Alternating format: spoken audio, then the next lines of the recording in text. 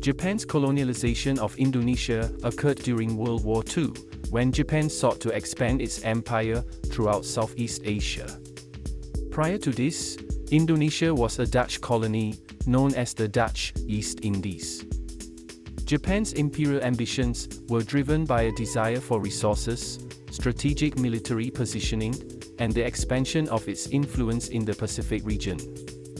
In 1942, Japan launched its campaign against the Netherlands East Indies, defeating the Dutch colonial forces and taking control of the archipelago. This period of Japanese occupation would last until Japan's surrender in 1945. The Japanese occupation of Indonesia had significant social, economic, and political impacts on the local population.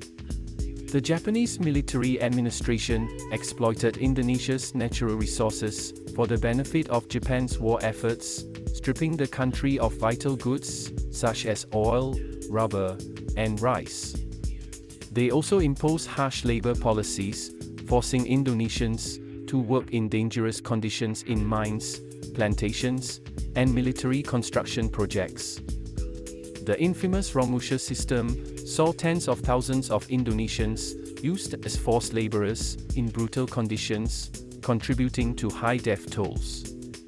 Politically, Japan attempted to secure local support by promoting a sense of nationalism and independence. The Japanese emphasized their common Asian heritage and portrayed themselves as liberators from Western colonial powers, although their methods were often oppressive. To gain local support, Japan allowed the formation of some Indonesian political organizations, like the PETA, Pembela Tanah Air, or Defenders of the Homeland, a militia formed to help Japan defend the islands. However, these groups would later play a crucial role in Indonesia's struggle for independence after the war. Culturally, the Japanese sought to manipulate Indonesian society by imposing the Japanese language and promoting the idea of Asia for Asians. They also attempted to suppress Western influences and reinforce Japanese values, such as militarism and loyalty to the emperor.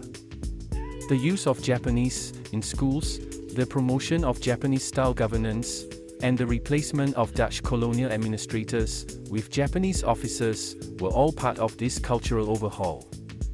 However, this attempt to indoctrinate the population backfired as Indonesians began to resist Japanese control more fiercely. The end of the Japanese occupation in 1945, following Japan's defeat in World War II, left a power vacuum that Indonesia's nationalist leaders, such as Sukarno and Hatta, seized upon. These leaders, who had previously worked within Japanese frameworks to advance their nationalist agendas, declared Indonesia's independence on August 17, 1945. Although the Dutch attempted to reassert control over the archipelago, the Japanese occupation had weakened their authority, and the desire for independence among Indonesians had grown stronger. The Indonesian National Revolution, which followed, eventually led to the recognition of Indonesia as an independent republic in 1949.